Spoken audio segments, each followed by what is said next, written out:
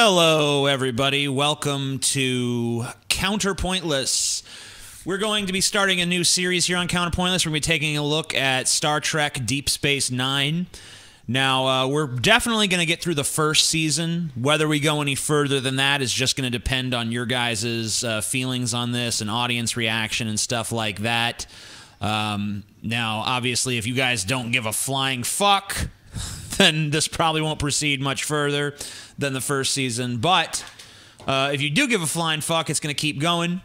We're going to be talking here today, first of all, generally about Deep Space Nine. I think it's most appropriate to pass the baton on to Paul because Scotty, and I think Scotty has seen the entirety of DS9. I've seen most of the first 3 seasons and everything from season 4 on. Paul is kind of a new initiate into DS9. One of us.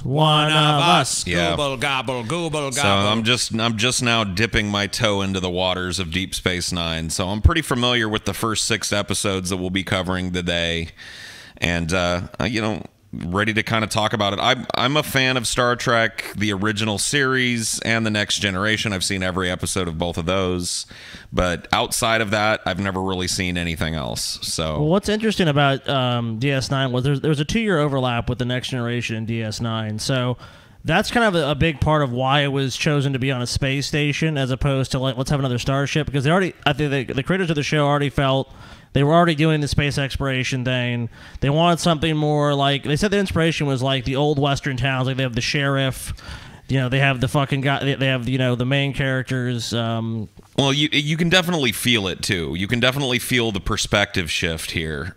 So Deep Space Nine stands out amongst the Star Trek series in that it does not take place on a big mobile starship. It takes place on a pretty much stationary star base orbiting the planet of Bajor, which at the time that the series starts is kind of a backwater, hole-in-the-wall piece of shit planet that they're trying to get into the Federation, but the people there are in conflict. There's a lot of civil war, a lot of strife, and you have to overcome that in order to join the Federation. So this outpost, which was once occupied by the Cardassians, which is the big evil race in this one, or one of them. I guess there's probably some others that will be. Kind of the big boogeyman in season 1. The cool thing about Deep Space Nine is it actually is a Cardassian station. Right. So they're taking over. It's not something that was developed by the Federation and Starfleet. This is something that they're taking over that was actually built by the Cardassians. So it has all kinds of weird technology and bugs, and it's not designed for human occupation like the starships that we're used to. It gives it kind of a new flavor. But the Cardassians have just left the Bajoran system after they've won their independence, and the Federation has decided to cooperate with the new Bajoran interim government to try and help the species get on their feet and see about getting them membership. But quickly in the first episode, that becomes a foregone conclusion anyway, because something happens that makes Bajor a very important place. So that's kind all of a sudden. That's kind of a good reference. That's basically the kind of where DS9 picks up. Yep. So before we really get into the episodes, I thought we'd talk somewhat about just the characters that we're introduced to in the first 6 episodes. Sure. In just sort of a very general way before we start getting into episode specifics and what the storylines are and how these episodes hold up and stuff. The principal character that we're introduced to is, of course, Benjamin Sisko, who at this point in the series is a commander who is charged with taking control of the station and trying to sort of be the Federation liaison to Bajor, try to get Bajor ready to be part of the Federation, try to help them with the civil strife that they're undergoing. And he doesn't want to do it. No, he's actually very reluctant at first. Which is kind of cool. It's very different from the introductions that we've gotten to the other captains up to this point. Both of them very gung-ho, both of them very dutiful when it comes to their jobs. Both of them wanted to be in the positions that they're in. Yeah, and then we get Benjamin Sisko, who has been sent to this backwater shithole, to this, stripped out space station that the Cardassians looted before they left. But so you can kind of understand why. After getting to the first episode, you'll kind of understand where the character's mindset is at. Sure. And you'll understand why his career is kind of just, in a sense, it feels like it's stalled out. So you really don't get as much of a indication of it in these episodes, but you do kind of start to see that one of the things about Sisko is he's very no-nonsense. He's very different from any other, captain in the series up to this point, and they make it very plain in the early episodes that he does things very differently. He's very direct, hot-tempered in a way that none of the other. I mean, I guess Kirk was a little bit hot-tempered, but he's hot-tempered on a whole nother level than even Kirk was. He's kind of a hair-trigger, type A personality, overbearing, and you get to see a lot of that in him, and it's refreshing to see somebody tackling this from a different perspective. Yeah, he doesn't necessarily fit into the neat little Star Trek Federation box. Like some of the other commanders and captains and stuff we've seen. This is his son, Jake, who at this point in the series is pretty much just his generic kid, Right. He's a teenager, just kind of growing up, trying to find his place. I mean, he's put on the space station. He doesn't really know anyone. He's kind of coming in. They're trying to give you kind of the kid's perspective of DS9. I would say is what the Jake's story arc is kind of. And growing up on a space station, kind of grew up on the frontier, having a non-traditional upbringing. And he doesn't like roughing it, which is kind of hard for us to think of life on a space station as roughing it. I know. But given in the what he's context of, used to, right, this is kind of a shithole in the middle of nowhere, not many kids on the station for him to, hang out with and stuff. So he's no happier than his dad is about going to this backwater place. And like they said, he's like the child's perspective on the ship. Yeah, there's not really a whole lot of character there, at least at this point. This is Kira Nerys. She is the first officer. Yeah, she's the first officer. She's the liaison between the Federation and Bajor, representing Bajor, of course. She is Bajoran. She was a resistance fighter against the Cardassians. She's kind of, at this point in the series, trying to adapt to a very different sort of role than the one she's traditionally been used to, because she's used to being a freedom fighter. Now she's trying to be sort of a diplomat. An administrator and a diplomat. Yeah, someone that's kind of turned the page where she was like, we've done this, now we need to try to actually have a government and have a stable society. She kind of cut her teeth as a personality, breaking the rules, and now she's kind of an enforcer of the rules. And her character, at least in these early episodes, seems to be a lot about that struggle. Yeah, I would say, conflict is palpable. I would say it's an ongoing for her character and her story arc throughout the series. Less so as it goes on. Now, less so, but yeah, it still actually comes up even in later seasons. Oh, yeah. Refresh my memory. Bajorans, were they established prior to this as a race? I don't know if they were. I think very briefly. They were established a little bit in TNG. Now I think it might have been just to set this series up, because there was some overlap between TNG and DS9. Correct.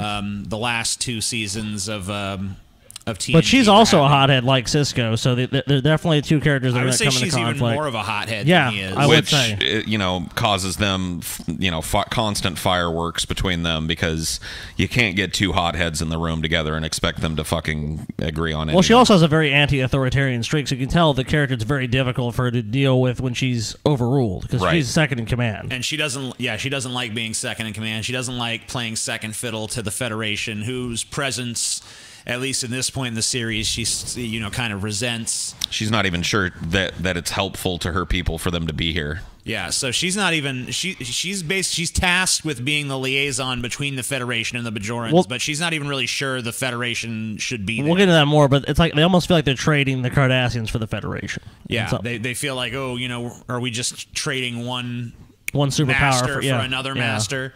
So that's kind of a recurring theme in these early seasons. Odo, he is a shapeshifter, Did they have a name for his species, or is it just shapeshifter? Not at this point in the series, but they're called changelings. Changelings, okay. Yeah, and they have the ability to change. He's basically a liquid, but he can form solid shapes. He can turn into animals. He can turn into objects. As far as his personality goes, he's very... It's kind of strange because even though he can change his shape, he's actually very mentally inflexible and rigid. Yeah, very rigid. He's the constable, so he's like the Old West sheriff. If we're going with the Old West town analogy, definitely. And he doesn't like guns. He doesn't like to have a phaser or anything like that. Not that he needs one with his incredible powers. But it's very much about the rules and order. He doesn't like things to be out of place. It's almost like he kind of follows a higher system of what he calls justice, because there's even a quote in one of these episodes where he says that rules change depending on who's in control, but justice is forever. Right. So it seems like he almost has allegiance to a higher sort of authority or order. He's unfortunately accompanied by some really, really bad CGI in these early episodes. They try and go for that liquid metal Terminator thing they missed the mark by a country mile. It looks awful. It does. It does not, and it does not hold up at all. No. It doesn't hold up. I mean, it was awful back then. I mean, looking at it then, knowing when this came out, I would have rolled my eyes at it then. So it's not good. And I guess I was talking to the guys about that earlier, and they said that they really kind of downplay those morphing scenes a lot in the later. They don't actually. I feel like they don't really improve them much. They just kind of use it less because they realize eventually that this kind of looks. I think it gets a little bit better as the series goes on, but maybe a little. They're never really that great, though. In these early episodes, like from me and Scotty's perspective, I would say that the makeup is different. It is. In the earlier episodes, his face is a little bit more gaunt. The way the actor actually talks to the character does change. His mannerisms kind of change over time. It's just kind of like the case of an actor getting more into a role and developing a character a little further. The character definitely gets fleshed out a lot more. But Odo's an interesting character, but he doesn't really have a whole. He doesn't really have a focus episode in this. In these first 6 that we're taking. Well, he does a little bit. Yeah, I guess he does in one of them, but I mean, it's kind of the worst one. It's not really a great. It's not really a great showcase for what his character can do. We'll get into that more as we talk about the episodes. Yeah, we'll talk about that when we get to the actual episodes. Oh, that's not right. Wrong. This is Quark. Is one of the best probably characters. my favorite character on the show. And a good one to mention after Odo, because he plays a fantastic foil to Odo's stodgy, uptight, tight-assed, law-abiding nature. That was an intentional choice of the showrunners. They actually tried to pair these characters up. They're two characters that were going to come into constant conflict with their morals or the way they act or the way they view the world. Odo is the lawman. Quark is the consummate criminal, the ultimate con man. I mean, he's even kind of made to look like that. There, you see the way he's dressing. But even in these early episodes, you can see that they have a begrudging respect for one another across the lines of the law. They do, which makes their dynamic all the more interesting. It's not just a cop versus crook dynamic. They have a totally interesting dynamic. It's kind of like the acknowledgement that one really can't exist without the other. Right. So. Quark is amazing. Like he's at the center of a lot of the best moments in these early episodes, and it shows that he's going to be kind of a heartbeat character of the show. I can see why TJ likes him so much. He hasn't emerged as my favorite character yet, but we'll get to that when we get to her/it.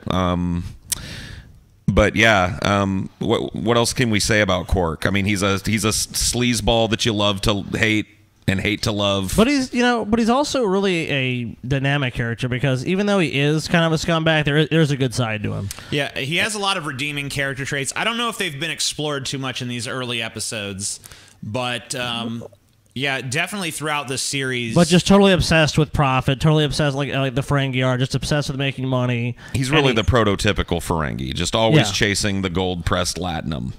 Yeah, which is the currency of their people and all that.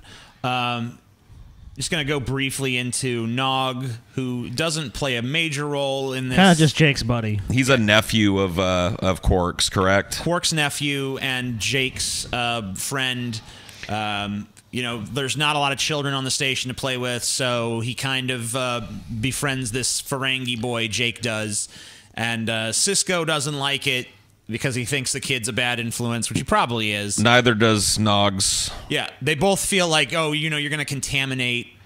The Ferengis feel like Nog is going to be basically the shit, where Sisko. Kids are acting up and both parents are like, it's not you, it's your bad influence friend. Right, exactly. We just think your friend is a bad influence on you. It's not just you being curious naturally. There's no way that you made these choices. But yeah, not a whole lot of development here, but I think, if we get far enough into the series, we'll definitely have more to say about Nog as a character. Bashir, Paul, you had some strong feelings. Yeah, this is the Wesley Crusher of Deep Space Nine. He is the most annoying character on the space station by a country mile. He sucks. He's perpetually bewildered. He's like the dork that doesn't know anything. He comes to the station because he wants to act out his little Wild West fantasy. I want to be in this remote outpost and be like a gunslinger, Well, doctor. they're talking about frontier medicine, right? Frontier medicine, rootin' tootin' doctor on the frontier. Yeah, and he just sucks. His character's overbearing. He's overbearing, and he doesn't get anything in a way that just makes you think he has a hard time picking up on social cues. Like, he just doesn't understand what's going on, even when it's right in his face. And you want to grab him through the screen and shake him.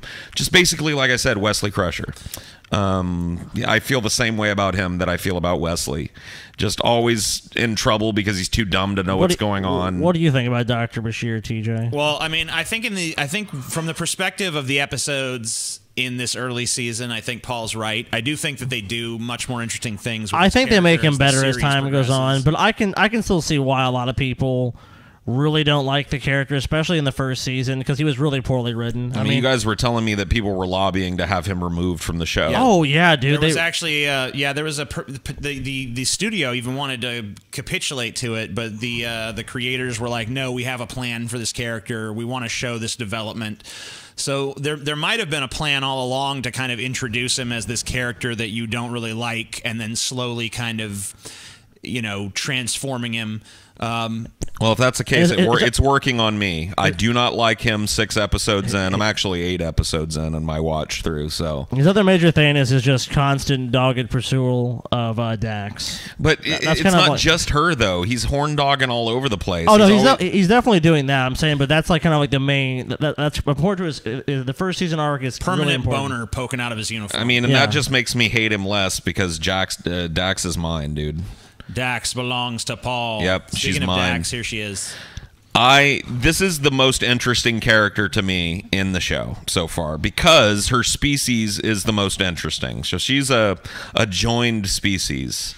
True. So she is actually 2 beings in one. She is Jadzia, who is this outward appearance, who was a young woman who grew up on her own without being joined. And then she is Dax, who is this worm-like creature that's inside of her that has integrated with her nervous system. Symbiote. So it's a symbiont, they call it.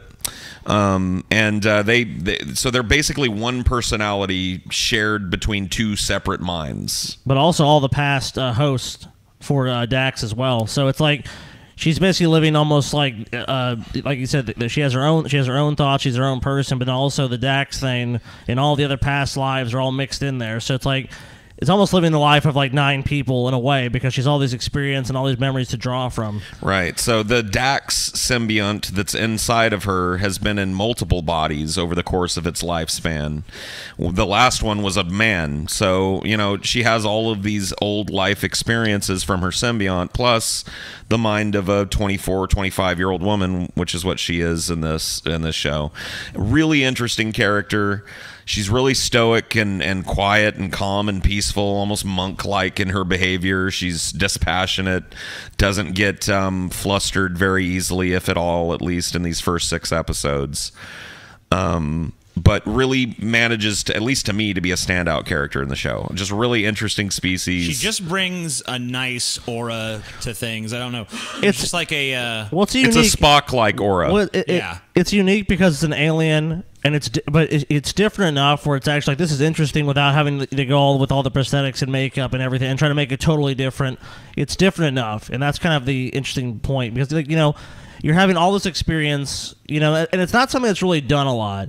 You know, just doing the generic alien is kind of easy, and they've really done it well with this character. It's not just a generic alien; it's actually a complex, multi-layered alien with all these different lives and personality traits, and it's just really a great addition to the show. It's kind of cool that her previous host or previous life was Curzon Dax, which was a good friend of Sisko's, and friend of Sisko's. So it's almost like when they meet each other, they kind of know each other, but on one level they don't. Well, Sisko calls her old man all the time. Yeah. So and she can remember as Jadzia Dax the friendship that she had as Curzon Dax with Sisko. And so there's history there, but not. And that's actually explored in some of the early episodes, not quite one that we'll get to today. Well, it's also interesting, too, because, you know, it's going from, like you said, the role of mentor to something that's actually a subordinate. Right.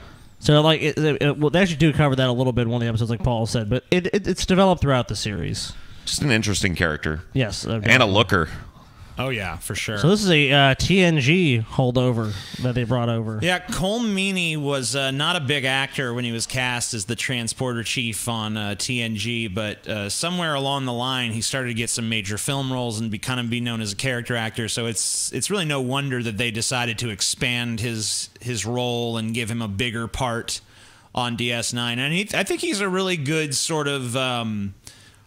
working class, everyman sort of character that people can relate to. He's very different than I would have imagined him from the little bit of character development, because he was not a big character on The Next Generation. No, I mean, he was big in a few episodes, but not part of the primary cast, really, just kind of a side guy that was there. And he gets a very, very, full treatment in this and a big upgrade to his status as well as chief engineer of the space station. So he's gone from the dude that was just in charge of beaming people up to the dude that's in charge of fixing everything on the station. Yeah, and they give him this very sort of haggard thing where because the space station, like we said, is a Cardassian station. So things are constantly going wrong with it. In the first season, he doesn't integrate well with Federation technology. Yeah. So he's constantly fixing problems. He's constantly overworked and overburdened, but keeping a pretty good attitude about it. I mean, I agree with you. He's definitely a great everyman character. They really strike that home with a number of episodes, especially early on. Like he's riding around. He's having all kinds of problems that you would really expect. So he's really kind of the character that's kind of meant to relate to people and watching the show. But he's also got a very distinct moral compass that shows itself very early in the show that isn't the same as everybody else's. He's got his own ideas of right and wrong. So they do a very good job in these early episodes of making a character that was basically just a running Scotty gag from the original series, you know what I mean? Where Scottish transporter chief guy, I'm giving her all she's got, captain, and all that bullshit. And he's definitely treated much better in this. He's an interesting character. He really is. He's a rule breaker. Like I said, he's guided by his own little internal compass, like a lot of these characters are. That's something that is true from character to character, but his is distinct, and I like him in this show. Garak, he's not part of the main cast, but he's a strong recurring character that I always enjoy seeing on screen. Garak, I will say this, and this is very rare for a character, but he's never been an episode or a scene or anything where you don't feel like the actor is 100%, 10% committed to this. And it just shows, and Andrew Robinson, the guy that plays Garak, totally shines throughout the entire series. Some of the most memorable lines in the episodes that center around this character. I mean, and he's great too because he's a Cardassian, right? He's the last remaining Cardassian on the space station after they were kicked out. And obviously he's the eyes and ears of the Cardassian Empire on the ship, but he's unlike the rest of the Cardassians. When we're introduced to them, they're always very Klingon-like in the way that they address people. You know, they're very warlike, and you know, you will do this and I will do that. And you can see him here. He puts on this charm. You know, he's very expressive in a way that they aren't, but I think he does that to ingratiate himself to the other people on the space station. Yeah. He realizes that these other aliens aren't like Kardashians in that, you know, very blunt, direct way, and so he puts on an act for them. And he puts the song and dance, and he puts on the friendly smile, but it never really looks friendly coming from him. Try as he might to give you a smile that looks like a friend. It just looks like a guy that's trying to put on a smile. Yeah, but that's the subtlety of it. Sense the sort of like darkness and shit within him. And oh yeah, for sure. But that's why it's beautifully played, because in a sense, you know, he's putting on an act, but he also wants them to know he's putting on an act. Right. He's not displaying genuine affection. He's displaying what they think they want to see as genuine affection. So he's putting on the big smile, and he's overly friendly and overly courteous. But I think that Scotty's right, though, that he's doing it all with kind of a wink. Like, oh yeah, like, you know, basically like, you know, this is bullshit, but I'm still going to put on this over the top personality, almost as like a parody of you and how you act. It seems like most everybody on the ship gets it, except for Bashir, who's a total dolt. But whatever. And there is some, you know, as much as you don't like Bashir, I think that there is an interesting dynamic between Garak and Bashir in these episodes. I mean, he was necessary to kind of introduce Garak's character. It's a great scene, despite my distaste. When Garak is introduced, he's introduced via Bashir, right, and it's a great scene. Let's just get into the episode, since I can tell that everyone's kind of like anxious to talk about specific plot points and shit. Sure. So this first episode we're going to talk about is a two-parter, Emissary Part 1 and 2. This is the introductory episode. We see Sisko aboard a ship fighting in against the Borg at Wolf 359. Correct. Bark, shut up. So then, you know, obviously this is when Picard is assimilated by the collective, and he's Locutus of Borg. He's he's leading the cube into Federation space. They're destroying all sorts of Federation ships. Tons of Federation ships basically being destroyed. the fleet is meeting the Borg. Sisko is on one of those ships. So is his wife and his child. His wife is killed in the attack. Paul, you said you had a specific sort of affinity for a scene that they shot in here, actually a special effects shot. I mean, there was a great cinematic moment at the opening of this series where, you know, you get to see the Battle of Wolf 359. You get to see Locutus destroying the Federation fleet. And Sisko's the captain of the Saratoga at this time, and it's been badly damaged, and he's trying to escort people off the ship. His wife dies. He has to leave her body behind. He barely escapes. Well, Sisko is not a captain at this point. Sisko is serving on right, a commander. Yeah, right, correct. Got it.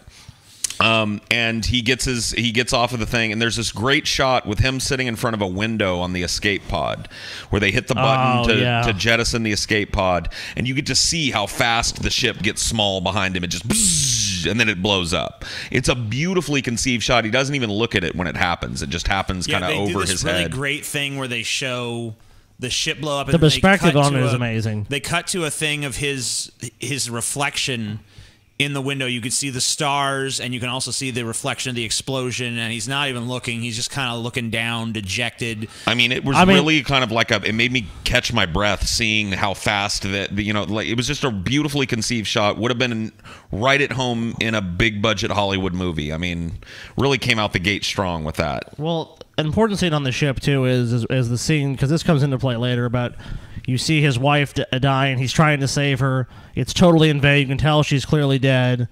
You know, the ship is falling apart. The warp core, whatever, the fucking thing is going to blow. He's able to save his son. And it's kind of a moment that, in a sense, he gets kind of stuck in.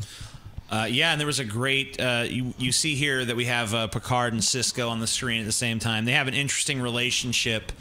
Not what you would expect as a torch pass. Yeah, because of the fact that, you know, Picard led the Borg cube. I mean, he was assimilated by the Borg, but he led the Borg into Federation space. So when Picard and Sisko meet for the first time, you know, Sisko was like, mentions, didn't think I'd see you again so soon or something like that.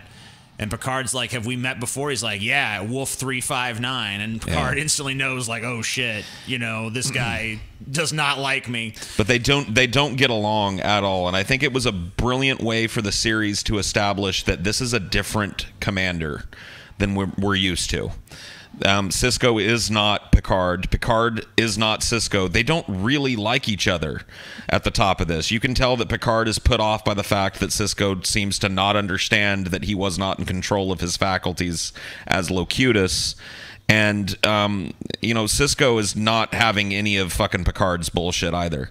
He looks at him as responsible for killing his wife and destroying his ship. And I mean, it's barely restrained anger. And he's only restraining it because of the chain of command, because he respects his duty as a subordinate officer to Picard. But he's definitely not happy about Picard being in charge of his expedition there. And Sisko even tells Picard at the beginning of this episode, I don't really want this fucking post. I'm thinking about going back to civilian life. And Picard's like, okay, well, if that's how you feel, I'll tell Starfleet and shit. Towards the end of the episode, that relationship changes a little bit where, Sisko tells Picard, I actually do want this post. And Picard's like, I don't know if I should even say that. And Sisko's just kind of like, I know I really want it. Looks him in the eye. They kind of have this moment of like, nothing needs to be said. All they need to do is look at each other, and Picard's like, okay. But they don't leave that interchange as pals either. I like how they don't betray the. No, they don't. There's a they great don't give respect. each other a big hug and have some emotional catharsis. It's just kind of like from man to man, a moment of respect and a moment of wordless communication where Sisko is basically telling Picard, no, I'm really serious about this, and Picard being like, I respect that, and I'm not going to say anything to Starfleet about you wanting to quit. So, beyond establishing the characters, most of the characters that we've talked about already briefly, this two-part episode is basically to establish the importance of the Deep Space Nine space station while giving you a taste of who's living on it. Yes. At the beginning, like I said before, it's a backwater shithole station in the middle of nowhere that, has no real commerce with an any undesirable other. assignment. Yeah, it's way out in, the edge of nowhere, basically. And very early on, there is a wormhole that opens up near the space station, near the Bajoran planet. The first stable wormhole. What happens is that they go down, as Bajor is on the brink of civil war. Sisko is trying desperately to stop and to prevent it, and he's basically told by Kira that you need to find the Kai, or what is it, Kalpaka. You need to go seek her out, find her. She's the only person that can unite Bajor, because the only thing we have in common, because there's all these factions fighting, is our religious beliefs, because Bajorans are very religious. So he's okay, I'm going to seek her out. He seeks her out. He basically finds out that with his paw, his life force, what his goal is, he really needs to go and find this wormhole. So he looks in this orb of prophecy. The celestial temple. Yeah, the celestial temple, yeah. So he has to look, what was it, the orb of prophecy or something? Or they've got an orb, and the Cardassians stole 8 of the other ones, and they're all relics of some ancient civilization that eventually, through sniffing around, they find this wormhole. Yeah, the wormhole. And it's a stable wormhole, meaning that they've discovered other wormholes, but eventually they collapse under their own weight and disappear. So it's not really useful for traveling through, but this wormhole remains open, and it goes to the Gamma Quadrant, which is a big area of expansion, a big military area right now, like between a lot of the different factions. So having that pipeline from this area to that makes Bajor a valuable commodity world, and it brings commerce and all of this shit that would normally have not come to the planet. But the reason it's a stable wormhole is that it's created by a species that lives in an extra dimensional plane, basically, doesn't experience time linearly, and Sisko has to come to terms with them. He has to have first contact with the species that created this wormhole and try and convince them to allow it to stay open for trade and commerce. I love the way that they're called the Prophets by the Bajorans. I love the way they refer to them as the wormhole aliens. Yeah, the wormhole. the Starfleet calls them the wormhole aliens, and they're not the corporeal. Bajorans call them the prophets. They're Right. yeah, they actually do not exist in that sense. Well, they like the way they communicate is they kind of use your own memories and stuff to talk to you through the appearance and voices of people you've known in your life. They don't have a concept of linear time. So Sisko actually has to explain to them what time is and what it means death is. To be born and to live a life and to die, because they have no concept of that. They just experience all time at once. They just experience the totality of their existence at every phase simultaneously. And they end up acting as like a psychologist for Sisko, as in order to make the connection with this species and convince them to keep their wormhole open so that it can be used. He has to face his own demons, and he's confronted with the death of his wife, which they keep going back to say you are here, and he keeps denying it. And they why do you exist here? Right, which is basically the scene in the beginning where his wife is dead. And they're saying, basically, why do you dwell on this? Right, if time is linear and you've already experienced this and you're moved on, then why are you still here? And he has to confront that he, part of him died that day, and that he kind of gave up that day, and find it within him to want to do this job. And he really finds that through the help of those aliens, while simultaneously convincing them to keep their wormhole open, making Bajor a hot commodity planet and a big strategic place for the Federation and its enemies. So he gets assigned to this backwater post, but very quickly he makes a discovery that makes it not so backwater anymore. And the title of this episode is The Emissary, which is strategic importance, yes. Which later comes into play throughout the entire series. Well, Sisko is named as the Emissary. Yeah. You really don't understand what that is at this point in the series. You're kind of like, what does that mean? But it's actually, he's very important. And we'll all say that it's interesting the way that they got Sisko, because you usually see these captains as being like, oh, they don't really get involved and they're not really part of. But Sisko actually becomes a big part of the religious culture of Bajor at some point. At first, very reluctantly, at first, and then later on embracing his role. But that's. I would also add to the thing where he does appeal to the aliens is the Bajorans, because the celestial beings actually do care about Bajor. Right. And that's also kind of why they grant it, because he's like, if you want to help Bajor, you need to do something about it, and that's kind of their way of helping Bajor too. I mean, while all this central plot line is going along, we're being introduced to the conflicts between all of the other little characters that we've gone through on the space station. So it's a very complex episode. Definitely needed to be a two-parter. It's your introduction to the dynamics between these characters, Odo and Quark, Kira and Sisko. One thing that Paul was talking to me about the other day was that in this episode, Kira has a different hairstyle than she does throughout the rest of the series. Yeah, she actually has this sort of shoulder length, kind of very primped hair. Yep. That I guess the actress herself basically told them, like, this hair does not make sense for this character. Yeah. She was like, I demand that they change this because it just didn't look right. She felt like the hair looked like something, very feminine that you would have to get up and primp and do. And she said she felt like the character isn't a character basically that would have a curling iron and a blow dryer and shit. I agree. I think that she was 100% right on that, and that was a good call on her part, and good on them for listening. I don't know how hard she had to push for that, but it was worth pushing. It definitely suits her character better. She's got, after this episode, very short cropped hair, very sensible utilitarian haircut, pixie style. So, what would you say was your overall impression of this episode in terms of just how much did you enjoy it? Was it a good introduction? Do you think it was a good introduction? I mean, I thought it was a fantastic introduction. I felt like I wanted to know more about these characters, so it's really a good start for the series. I can tell a lot of thought went into it. It's we could spend probably this whole video just talking about these openings. Oh, I mean, it's a very complex, interwoven story. I mean, these first two episodes, even if you read a summary, the summary is long. But it introduces you to what, I think is at the heart of this series, which is at the heart of every Star Trek series, which is moral ambiguity and prejudice. And that's really what this show is about, at least in these first 6 or 8 episodes.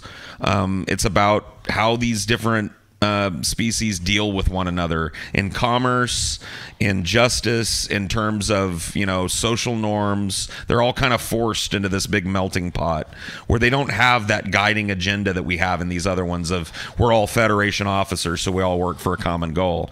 You've got different agendas, people that aren't really on one side of the conflict or the other, and it's all really well established in this first episode. It examines in a way that's not overly preachy, which is what I like about Star Trek. Because a lot of series fail to do that. It just becomes like, you shouldn't do this, or this should be the moral takeaway from this. Like, it doesn't really do that. It kind of you see the Federation stance, and you also get to see the other perspectives a lot too. So it is more balanced. Yeah, it's like, this is our culture, this is our civilization, this is how we do things. As much as I like TNG, there was always this sort of notion of the morally righteous Federation going around telling the rest of the galaxy what's what. You don't get that in DS9. There's much more of a let's come to the table as equals. There's a gradient. There's much more of a gradient. They have to do that. They're forced to come to the table with one another. Anyway, let's talk. I know we could probably talk more at length about Emissary, but let's talk about the third episode of the season, Past Prologue. Past Prologue. So this is much more. This is about giving Kira some additional development and really kind of putting center stage her struggle. Her struggle between. Am I this freedom fighter? Am I this terrorist? Or am I an administrator? Am I an administrator? Am I a liaison to the Federation? Am I a supporter of the provisional government? I mean, they really push it forward. Like in the first episodes, they really establish this conflict between Kira and Sisko. They do not like each other. They have very different ideas about what the space station is there to do, very different approaches. They're like oil and water. She even describes their relationship as oil and water in this episode. Yeah. And then this dude you see here with her, another Bajoran, a freedom fighter or terrorist, depending on your perspective. Now a terrorist, now that the Bajoran provisional government has taken over. He's considered to be part of a fringe group, but they have ties. They work together during the fight for independence from the Cardassians, and he shows up on the scene with Kardashians wanting to extradite him for crimes against them. And now he's basically professed, I've changed. I want to stop the violence. I want to change everything, and I basically want to become like you. Right. He asked for political asylum on Deep Space Nine, and there's a big conflict there because you got to remember Deep Space Nine is brand new.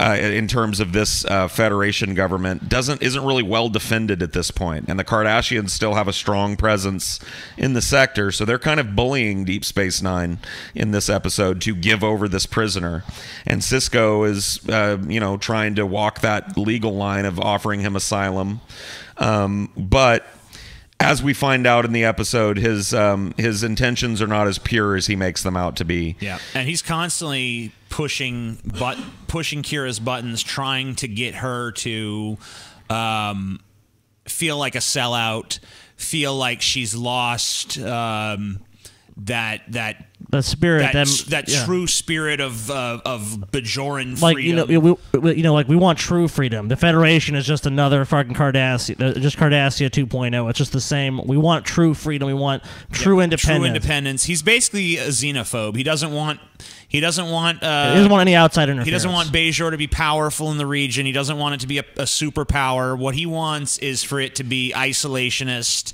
for its culture to be sort of separate from the rest of the galaxy. He doesn't want it to be part of the intergalactic community or whatever. Part of the Federation. Yeah, he definitely doesn't want to be part of the Federation. He doesn't want any sort of alien interference. He wants it to be very isolationist. But part of it's the mistrust, because the Cardassians have exploited Bajor for the last 60 years, so a lot of people have grown up knowing nothing but just, basically a tyrannical government. Part of her agrees with him, but part of her doesn't, and it's just about playing on that conflict within herself of which side is she ultimately going to choose. Right. So she eventually chooses the Federation side after a long deliberative process, and actually choosing against the Federation at one point. she sees the error of her ways, and we find out that his plan all along was to use a bomb to collapse the wormhole so that it would no longer be a strategic advantage point for any of the empires, and that they could go back and, you know, develop Bajoran's society for Bajorans. But I think as a character, she kind of realizes that that he's kind of being naive in a way. You know, he can do these little pot shots, like, oh, I'm gonna blow this up, I'm gonna do this, but the writing's on the wall. She sees the potential for the Federation. But the thing is, if the Federation doesn't move in, then it's just the Cardassians again. It's just Right. it's just another time, or somebody else, someone else. You know, she recognizes the power behind being part of a larger, you know, collective. Right. And the Federation offers a lot more freedom and actually the ability for them to have a distinct culture. Whereas Yep. Cardassia, there's no way you're getting that. You're just getting your planet mined for resources. So this was a very good episode for Kira, and a decent episode. I mean, it's definitely nowhere near as good as the opener. No. But it's a decent episode, very necessary for her character to know where her loyalties lie. This is also, by the way, Paul, where you could talk about Garak if you wanted, because this is where he's introduced. So, yeah, and I mean, this is really like... So Garak has this great introduction scene where he talks to Dr. Bashir, who's this wide-eyed, you know, dork of a character. And he's being very sleazy and very slimy, and he's trying to help this doctor with information about this terrorist plot that this dude here standing behind Kira is plotting. But he's trying to do it in a discreet way so that it's not all out on the street. And Bashir doesn't get it. There's this great scene where Bashir goes into ops where all the main characters are going about their jobs. And he goes, you know, basically, to paraphrase, he's like, guys, I think that Cardassian Garak is a spy. And they all just kind of chuckle because they're just like, no shit. You know what I mean? Like, Yeah, they're rolling their eyes at him and shit. and they tell him, you know, you can't really assume that, but, you know, whatever. It's basically a kind way of telling him, like, wow, like, yeah, that's the first thing we thought of, and we're all aware of this already. And I think it's funny that it took you this long to catch on to that. But, yeah, Garak and Bashir have a pretty cool interplay in this. Bashir actually gets to help out a little bit with exposing the plot. Well, the reason Bashir kind of Basically does work getting his hand held by Garak, does work in the naive role is because you kind of need that, because everyone else is too wary to actually trust Garak or have anything to do with him. Right. So it is kind of the way that Garak is able to communicate with the Federation, because the other people are smart enough to realize that they don't want anything to do with Garak. He's not trustworthy. But Bashir's kind of the one guy where it's like, I think I shouldn't trust him, but I'm curious enough to take the plunge and see, what is this all about? I'm too naive to know better. So, anything else about this one, or can we move on to episode Not 4? really. I think we've covered it pretty well. Yeah. Episode 4 is called A Man Alone, and I don't really think much of this episode, unfortunately. Yeah, this is the first kind of speed bump episode, in my opinion. It's kind of the first spotlight that Odo gets as a character, unfortunately. But it's basically a murder mystery episode. And, you know, maybe if the mystery had been a little better, it would have worked. But unfortunately, Or the twist that explains Yeah, the the mystery. payoff has been- is- the payoff is dog shit. So there's a Bajoran guy with shady connections that gets killed on the station, and he's in a place where only a shapeshifter could have gotten to him. Well, basically what happens is this guy is on the station. Odo is sitting in Quark's bar. He sees him. They have this big public confrontation. It's like, you better be off the station. I have the ability to throw you off. You can't be here. You know, Sis kind of intervenes, like, unless he's broken the laws of, you know, the Federation or the station, he can stay. You can't arbitrarily throw someone off. And so that's kind of the setup for it. And then it's, Odo must have killed him. He is in a hollow suite. The door was locked, and then he was killed. So you get this very heavy-handed prejudice narrative in this, where, you know, everybody thinks that Odo killed this Ibudan it's just character, clearly guilty. and everybody on the station basically turns against Odo, except for the main characters. But all the little people living on the station all kind of form a mob, and they're, you know, they back him into a corner at one point, and Hang they're him howling high. for his blood. You know, they're just chanting "Shifter, Shifter, Shifter." You know, it's a torches and pitchforks moment. And then the big twist is that the Ibudan guy was just a clone, and they find this out by finding some weird DNA and growing it in the lab, and it turns into yet another clone of Ibudan. So they figured out that, but it raises a moral question that's never really answered, because on one hand they're like, it wasn't a murder because it was just a clone that was murdered, but then on the other hand, the one that they're growing in the petri dish, there's a scene where they literally say, like, in two more days he'll be a full-fledged member of the Bajoran Empire. You know, and it's just like, what? So wait a minute, these clones are people, but they aren't. Whatever, this episode doesn't care to answer that moral conundrum for you. It just uses the clone as a MacGuffin at the end to explain away the murder. Yeah, it's like he murdered him, now he murdered the clone, so I guess you can't murder a clone even if then, so he's going to prison, whatever. It's kind of just resolved that way. It's just not that great of an episode. I don't know, it's just not... It's just not interesting. The tension's not great. The persecution shit is so heavy-handed. It just feels like it, and it feels like it wraps up way too fast. Like I know these are all about 45 minutes. It doesn't really do much to develop Odo's character. It's not a great vehicle for him. Maybe it was just because it's an early attempt at giving him an episode. Well, it gave him an attempt to show like his detective skills. You know, right. even though he's the primary suspect, so it's I could see how it would seem interesting on its face, but the execution and the storyline just doesn't work. Yeah, it doesn't. It's just weak compared to the episodes. It's not a great episode. It's watchable enough if you're just. If you've never seen it, I would watch it. But whatever. If you just want to sit down and eat a bowl of macaroni and cheese and turn your brain off, I guess you could do worse. The next episode we're going to talk about is an episode that is also not super great, but I don't think it's as bad as A Man Alone. This is Babble, right? It's called Babble. Yeah, this one is, I got to be honest with you, it's still weak for me. The big MacGuffin in this one is there's a virus that breaks out on the ship that makes people aphasic. Yeah. Gives them aphasia, which means that the language center of their brain can't process language, but they maintain all of their faculties otherwise.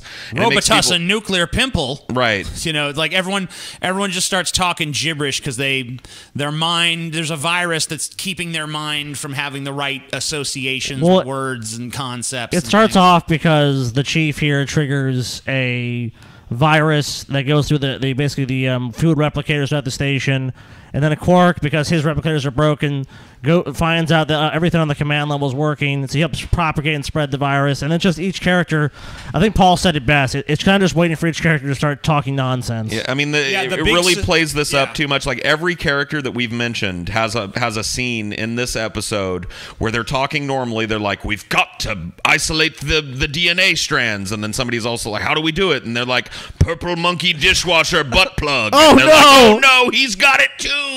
You know, and it's done so many times in this episode. It loses any effect. You're just like weary of it by the third time it happens. The problem is that it's just, I think the premise is okay. I just think it's a little thin for the length of one of these episodes. It is. Yeah, and also it wraps up so quick too. Like, and a lot of Star Trek episodes are guilty of this, but the conclusion is just kind of ridiculously quick. And the tension, like Paul said, is really just about waiting to see who's got the next character that's going to get it. That doesn't really work, and it doesn't really sustain your interest that great. And it's kind of sad because there's an interesting little thread about prejudice woven into this, because at first they think it's a Kardashian sabotage attempt, that when the Cardassians left the space station that they left this virus behind, but they find out through the investigation and shit that it's actually a Bajoran virus that was planted on the ship while the Cardassians were still there, and then it ends up blowing up in their faces because it didn't go off right, and then Chiefs, whatever. So that's an interesting little subplot. And they have some little fucking douchebag alien that's like, I want to get out of here, if I did have to it almost ends up destroying the station. So they have that little subplot that kind of was a silver lining. Is kind of interesting that you get to see Quark and Odo working together in this episode, and the development of their relationship a little bit.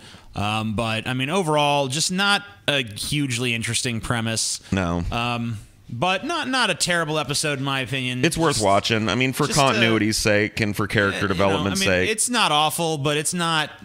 It's not a great vehicle for any of the characters. Let's just say that if every episode were at this baseline level, you probably wouldn't. The problem is it doesn't really help develop any of the characters. Really, it doesn't move the story, the central story forward. It doesn't move any of the subplots forward. So you kind of just feel like, as it stands by itself, it just doesn't really work for what makes Star Trek great. Like Paul said, the moral ambiguity, the themes that are running behind these episodes that are, maybe comment on social commentary that is applicable to modern times, the times we're living in. There's none of that. It's just like there's a disease. It's kind of like there's a disease episode, and the disease is kind of lame. Yeah, it just makes you talk like a dork. The next episode, and the final one that we're going to cover today. The final episode we're going to be talking about today is thankfully a much better episode than the previous two we've discussed. This is a great episode. My favorite since the premiere.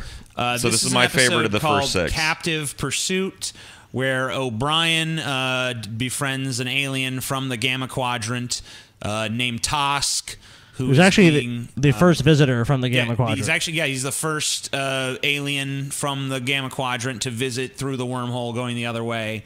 So that's kind of an interesting little There's really great tension in this episode, too. And Tosk is a really interesting character, played brilliantly by Hillary Clinton here. He has a lot of times in Star Trek, the aliens aren't very alien, but he does a very good job of portraying a genuinely alien sort of character who doesn't oblige social norms, doesn't really get what's going on. Yeah, doesn't really seem to understand our culture, has almost a naivete about him, but also kind of, you can tell a little bit of judgment about the way we live, because he lives such a utilitarian existence that isn't based as much around pleasure and. But that cultural gulf between him and the rest of the station is two-way, and it's at the heart of what makes Star Trek a good series. This is really one of those, like, how do we come to terms with people that are different than us episodes. And even though his intentions are really good, Chief O'Brien ends up doing some wrongs to Tosk, because as it turns out, Tosk is a member of a race of people who have a subclass whose entire life exists just to be hunted by other members of their race. So and the great thing too is how they build up the tension throughout the episode, because you don't know that until about halfway through. Right. So Tosk is being hunted by these aliens, and O'Brien is trying to help him escape them, but really he's doing a disservice to Tosk, whose entire life is wrapped up in getting away. Like, the farther he can run, the longer it takes for them to catch him. If he forces them to kill him, then he's died an honorable death. And if he's just captured, then he has to go back in disgrace to his home planet. So really, this episode is about Chief O'Brien coming to terms with what's right and wrong, not really applying to alien species that we haven't contacted yet. And he does so by breaking the Prime Directive. At the end of the episode, he helps Tosk escape, which redeems him as a Tosk and lets him keep his honor, and makes the aliens that were pursuing him happy, because all they want to do is have a good chase. So it kind of diffuses a diplomatic situation. But he had to go outside in an unexpected the rules way of the Federation. Yeah. Right. He had to intervene in the affairs of an alien species at first contact, which is something that the Federation does not do. That's the Prime Directive. No, not at all. So he actually helped this out, changed the course of events in this hunt, which is a very culturally significant thing to this new race. And he gets kind of admonished for it at the end of the episode by Sisko, who you can kind of tell is doing it because he has to. Well, I mean, it even ends with Sisko kind of smiling, like, just his clear approval. Chief O'Brien's kind of like, at the end of it, like, you could have stopped me, and Sisko's just like, well, I guess we just overlooked it. Must have been an oversight. And then he turns and, smiles knowingly, like, yeah, I actually facilitated this too and was part of this on a complicit level, but, Well, that's what I like. I'm not going to explicitly endorse it, but... is even though these characters, in a sense, are both very, like, we're the part of the Federation, these are the rules, they're not unwilling to break the rules. Sisko will break the rules, and O'Brien definitely will break the rules if they feel that's what is necessary to do what's right. And they both do in this episode. Yeah, and their friendship is very cool. The friendship that develops between Tosk and O'Brien is believable and cool, and you're almost sad to see Tosk leave for the chase at the end of the episode. Yeah, even ask O'Brien, like, you want to come? He's all like, no, I'm good. I mean, you almost want O'Brien to go like, fuck the space station chasing fucking help tickets life. Let's go be fucking Tosk together, bro. But no, it doesn't happen that way, obviously. But a really good episode. I'd say the first really good episode since the opener. I agree. I think it's, of the episodes we watched, other than the amazing opening two-parter, I think this is probably the strongest. So, guys, let us know what you thought about this concept. If you want to see more, I mean, we're going to get through the first season no matter what, but let us know if you want us to keep going beyond that. Yeah, we're thinking about making this a weekly thing. So support this. Give it a thumbs up if you really enjoyed it. Be sure to leave a comment talking about whatever you think is relevant or interesting. If you know people who are into DS9, maybe send it to them, share it around. Like I said, if you want us to keep doing this, the best way for you to do that is to show it some love, show it some support any way you can. This isn't... we're going to do other things on Counterpointless as well, but we thought this would be a nice thing to kind of focus on for a while. Thank you guys for watching. We appreciate thank you guys. Let me just close this out by asking Paul, who's kind of new to the whole DS9 thing, what is your overall impression about DS9 at this point? You even got a little further than the ones we talked about. Yeah, I'm a couple episodes ahead of us here. I'm really liking. In fact, one of my favorite episodes so far comes. We'll talk about it next week, but I really think that they've established the characters well. I'm way more interested than I thought I would be, and I've heard from you guys that it just gets better as the seasons wear on. So it really does. It really, truly does. I think that even if we don't end up covering this, you might want to keep going. I'm going to. All right, so thank you guys for watching, and we will see you next week with some more DS9 stuff. I'll also be putting out a review of YouTube Red's Cobra Kai series tomorrow on this channel as well. So stay tuned for that. Peace. Peace.